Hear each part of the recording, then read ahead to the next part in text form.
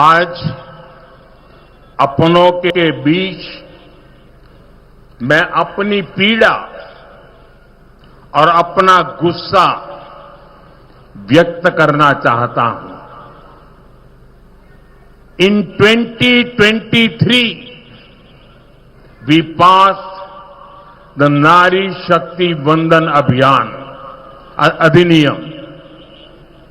And on the 16th of this month, we took a historic step to move towards implementing women's reservation in Parliament and legislative assemblies. மக்களே, இன்று நம்மவர்களிடையே நான் என்னுடைய வருத்தத்தையும் என்னுடைய ஆதங்கத்தையும் முன்வைக்க விரும்புகின்றேன். 2023ஆம் ஆண்டிலே நாம் பெண்கள் இடஒதுக்கீட்டு சட்டத்தை நிறைவேற்றினோம். இந்த மாதம் 16ஆம் தேதி என்று நாடாளுமன்றத்திலும் சட்டப்பேரவைகளிலும் பெண்கள் இடஒதுக்கீட்டை அமல் செய்யும் வரலாற்று பூர்வமான அடியெடுப்பை படியினை நாம் எடுத்து வைத்தோம். मैंने पर्सनली सारी पॉलिटिकल पार्टी से इसे सपोर्ट करने की अपील की थी. I told them very clearly that they may take the credit. I have no objection. I only wanted sisters from ordinary families to be able to come to Parliament and Vidhan Sabha in greater numbers. தனிப்பட்ட முறையிலே கூட நான் எல்லா அரசியல் கட்சிகளிடமும் ஆதரவு கோரினேன். எல்லா பாராட்டையும் நீங்களே எடுத்துக்கங்க, எனக்கு எந்த ஆட்சேபனையும் இல்லை என்று தெளிவாக கூறினேன். ஆனா எனக்கு வேணுங்கிறதெல்லாம் ஒண்ணுதான், சாதாரண குடும்பங்களைச் சேர்ந்த என்னுடைய சகோதரிகள் நாடாளுமன்றத்துக்கும் சட்டப்பேரவைகளுக்கும் அதிக எண்ணிக்கையிலே வர வேண்டும் என்பது மட்டுமே என்னுடைய ஆசை. But unfortunately, this noble effort was derailed. DMK, Congress and their allies made it a target of hatred and petty politics. ஆனால் துரதிர்ஷ்டவசமாக இந்த உயர்வான முயற்சி தோல்வி அடைந்தது. திமுகவும் காங்கிரசும் அவர்களுடைய கூட்டாளிகளும் வெறுப்பரசியல், கீழ்த்தரமான அரசியலுக்கு அதை இரையாக்கினார்கள். If this bill had been passed, many Tamil women from ordinary families would become MPs and MLAs. Basis the 2011 census, Tamil Nadu was going to get so many more seats, but clearly DMK did not want to this happen. Anyhow, the DMK's actions are now very, very clearly exposed. இந்த மசோதா மட்டும் சட்டமாகி இருந்தால் சாதாரண குடும்பங்களைச் சேர்ந்த பல பெண்கள் எம்பிக்களாகவும் எம்எல்ஏக்களாகவும் ஆகியிருப்பார்கள்.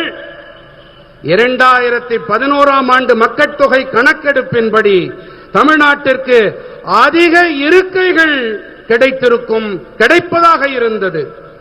ஆனால் தெளிவாக இதை திமுக விரும்பவில்லை.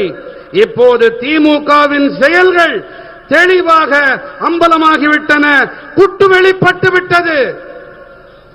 By wearing black clothes, DMK cannot cover up their wrong intentions. I want to tell the DMK that people know your black deeds. You cannot escape your black deeds any longer. Janata DMK के काले कारनामे अच्छी तरह से जान चुकी है। झूठ फैलाने से डीएमके के काले कारनामे छिपने वाले नहीं है। கருப்பு உடைகள் அணிந்து திமுக தங்களுடைய தீய எண்ணங்களுக்கு திரை போட்டு விட முடியாது என்று திமுகவுக்கு நான் கூறிக்கொள்ள விரும்புகின்றேன். உங்களுடைய கெட்ட செயல்களின் பலன்களிலிருந்து உங்களால் இனி தப்பவே முடியாது. மக்கள் உங்களின் உண்மையான முகங்களை தெரிந்து கொண்டு விட்டார்கள். பொய்களை பேசித் திரியும் திமுகவால் இனிமேல் புரட்டுக்களை புனை சுருட்டுக்களை மறைக்க முடியாது. और मैं तमिलनाडु की जनता को एश्योर करता हूं, I assure you all that this is nothing the end of our fight. This is just the beginning. BJP और एनडीए आपके अधिकारों के लिए संघर्ष करते रहेंगे. தமிழர்களே, உங்களுக்கு நான் ஒன்று உறுதிபட கூறிக்கொள்ள விரும்புகின்றேன். இது எங்களுடைய போராட்டத்தின் முடிவு அல்ல, இது தொடக்கம்தான். பிஜேபியும் தேசிய ஜனநாயக கூட்டணியும் உங்களுடைய உரிமைகளுக்காக தொடர்ந்து போராடி வருவார்கள். இது என்னுடைய உறுதிப்பாடு. इस कार्यक्रम के बाद आज रात को 8:30 बजे 8:30 मैं राष्ट्र के नाम अपनी बात बताने वाला हूं. इस विषय पर मैं विस्तार से चर्चा करने वाला हूं. இந்த நிகழ்ச்சி நிறைவடைந்த பிறகு இன்று இரவு 8:30 மணி அளவிலே நான் நாட்டு மக்களிடம் உரையாற்ற விரும்புகின்றேன். இந்த விஷயம் குறித்து விரிவாக நான் நாட்டு மக்களிடம் பகிர்ந்து கொள்ள இருக்கிறேன். அனைவரும் தவறாது கேளுங்கள். Today DMK had no achievement to showcase, no real issues to raise. That is why they resorted to spreading false fears about a reduction in Tamil Nadu seats.